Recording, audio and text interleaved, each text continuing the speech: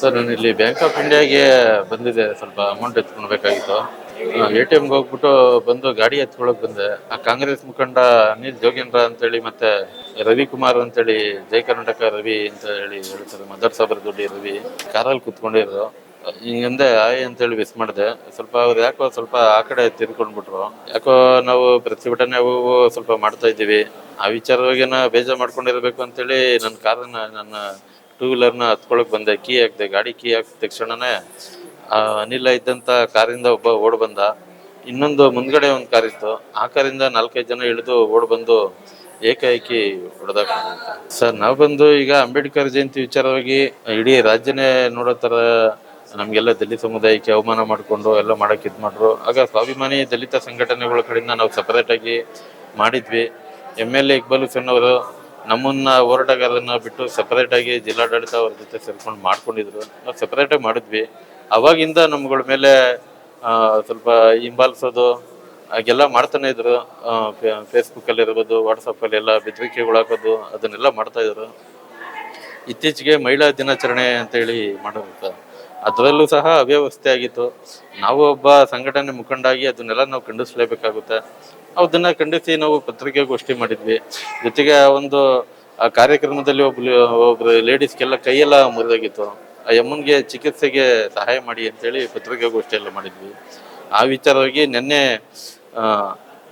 ರಾಮನಗರ ಪ್ರಾಧಿಕಾರ ಅಧ್ಯಕ್ಷ ಚೇತನ್ ಕುಮಾರ್ ಮತ್ತೆ ಯಾರೋ ಮಹಿಳಾ ಅಧ್ಯಕ್ಷಂತೆ ಕೋಕಿಲ, ಮದರ್ ಸಾಬರ್ ದೊಡ್ಡಿ ಜೈ ಕರ್ನಾಟಕ ರವಿ ಮತ್ತೆ ಅನಿಲ್ ಜೋಗೇಂದ್ರ ಇವರು ಮತ್ತೆ ಅವ್ರ ಸಂಘಟಕರೆಲ್ಲ ಪ್ರೆಸ್ ಮೀಟ್ ಎಲ್ಲ ಮಾಡಿ ನೇರವಾಗಿಯೇ ವಿಡಿಯೋನೆಲ್ಲ ಮಾಡಿ ಗತಿ ಕಾಣಿಸ್ತೀವಿ, ಹಂಗೆ ಹಿಂಗೆ ಏನ್ ಮಾಡ್ತೀವಿ ಮುಂದೆ, MLA ವಿರುದ್ಧ ಎಲ್ಲ ಮಾತಾಡ್ಬಾರ್ದು ಅಂತೆಲ್ಲ ಹೇಳಿದ್ರು.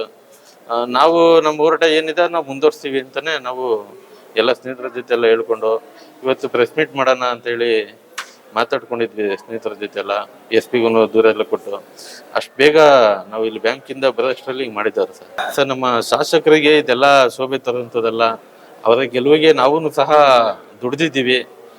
ಇಲ್ಲಿ ನೀವು ವಿಂಗಡಣೆ ಮಾಡೋದು, ನಾನು ಹೇಳಿದ್ದೆ ನಡಿಬೇಕು ಅಂತ ಹೇಳೋದು, ನಿಮ್ಮ ಅಕ್ರಮಗಳನ್ನ, ನಿಮ್ಮ ಅನ್ಯಾಯಗಳನ್ನ, ನಿಮ್ಮ ಬೇಜವಾಬ್ದಾರಿತನ ಖಂಡಿಸ್ತವ್ರಿಗೆಲ್ಲ ಹಿಂಗ ಹಲ್ಲೆ ಮಾಡ್ಕೊಂಡು ಕೊಲೆ ಮಾಡಿಸ್ತೀರಿ ಅಂದ್ರೆ ಏನ್ರಿ ಇದು? ಇದೇನು ಪ್ರಜಾಪ್ರಭುತ್ವನ ಸರ್? ನಮ್ಮ ಸ್ನೇಹಿತರಿಗೆಲ್ಲಾನು ಕೊಲೆ ಮಾಡ್ತೀನಿ ಅಂತಾನೆ ಬೆದರಿಕೆ ಹಾಕಿದಾರೆ ಸರ್, ವಿಡಿಯೋದಲ್ಲೇ ಹೇಳಿದಾರೆ ಸರ್. ನೇರವಾಗಿ ಹೇಳಿರುವಂಥದ್ದು ವಿಡಿಯೋದಲ್ಲೇನೆ ಸ್ಪಷ್ಟವಾಗಿದೆ. ಯಾಕೆ ಹಿಂಗೆಲ್ಲ ಮಾಡ್ತಿದ್ದೀರಿ ಸರ್ ನೀವು? ನಾವೇನು ದುಡಿಲಿಲ್ವಾ?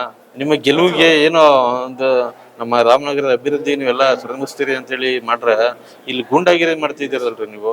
ಏನ್ರಿ ನಿಮ್ಗೆ ಅನ್ಯಾಯ ಮಾಡಿದ್ವಿ? ಹಂಗಾರೆ ನಮ್ಮ ಸಮಾಜದಲ್ಲಿ ಏನು ಅನ್ಯಾಯ ಅವನೇನು ಖಂಡಿಸ್ಲೇಬಿಡ್ತೇನ್ರಿ? ನಮ್ಗೇನು ವಾಕ್ ಸ್ವಾತಂತ್ರ್ಯ ಇಲ್ವಾ? ನಮ್ಮ ವಾಕ್ ಸ್ವಾತಂತ್ರ್ಯನ ನಾವು ಬಳಸೋದು ದೊಡ್ಡ ತಪ್ಪ ಅದು?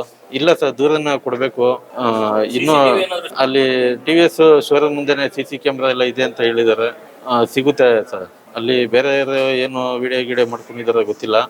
ಏಕಾಏಕಿ ಅಟ್ಯಾಕ್ ಮಾಡಿ MLA ಬಗ್ಗೆ ಇದ್ ಮಾಡ್ತೀರಾ? ನಮ್ಮ ಗ್ರಹ ನಿನ್ನೆ ಏನು ವಿಡಿಯೋ ಎಲ್ಲ ಮಾಡಿದಾರೆ, ವಿಡಿಯೋ ಮಾಡಿ ಬೆದರಿಕೆ ಹಾಕಿದಾರೆ, ಕೂಡ್ಲೆ ಅವ್ರನ್ನ ಬಂಧಿಸ್ಬೇಕು. MLA ಏನಿದ್ದಾರೆ MLA ಮೇಲೂ ಕೊಡ್ತೀವಿ. MLA ಅವರ ಕುಮ್ಮಕ್ಕಿಂದಾನೆ ಇದೆಲ್ಲ ನಡೆದಿರುವಂಥದ್ದು. ಇದು ನಮ್ಮ ರಾಮನಗರ ಶಾಂತಿಯಿಂದ ಇದೆ, ನಾವು ಇಲ್ಲಿ ಹುಟ್ಟಿ ಬೆಳೆದಿದ್ದು.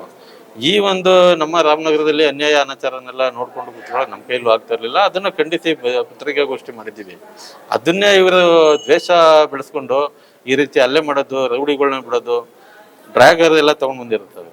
ಪಬ್ಲಿಕ್ ಎಲ್ಲ ನಿಂತ್ಕೊಳ್ಳಿಲ್ಲ ಅಂದ್ರೆ ಚುಚ್ಚಪ್ಪನ ಎಲ್ಲ ಇದು ಮಾಡಿದ್ರು. ಇದು ಏನ್ ನ್ಯಾಯ ಇದೆ ಸರ್? ಇದು ನಿಮ್ಗೆ ಶೋಭೆ ತರುವಂತ ಕೆಲಸ ಎಲ್ಲ. ಇಕ್ಬಾಲ್ ಅಣ್ಣವ್ರೆ, ದಯಮಾಡಿ ಇದನ್ನೆಲ್ಲ ಬಿಡಿ. ಇದು ಹೋರಾಟಗಾರರಿಗೆ ಅವ್ರದೇ ಆದಂತ ಮನಸ್ಥಿತಿ ಇದೆ, ನಮ್ಮ ಜನರಿಗೋಸ್ಕರ ದುಡಿಬೇಕು ಅನ್ನೋದೆಲ್ಲ ಮನಸ್ಥಿತಿ ಇದೆ. ಅಂತವ್ರಿಗೆಲ್ಲ ಯಾಕ್ರೆ ಹಿಂಗ್ ಟಾರ್ಗೆಟ್ ಮಾಡ್ಕೊಂಡು ಅನ್ಯಾಯ ಮಾಡ್ತೀರಿ? ನಾವು ಚೇತನಣ್ಣ ನಿಮ್ಗೆ ತುಂಬಾ ನಾವು ಗೌರವ ಇಟ್ಕೊಂಡಿದ್ವಿ, ಇಂಥ ಕೆಲಸ ಎಲ್ಲ ಮಾಡ್ತೀರ ಅಂತ ಅನ್ಕೊಂಡಿರ್ಲಿಲ್ಲ ನಾವು. ಮಾಡ್ರಿ, ಅದೇನ್ ಮಾಡ್ತೀರ ಮಾಡ್ರಿ, ನಮ್ಗೂ ಕಾನೂನು ಇದೆ.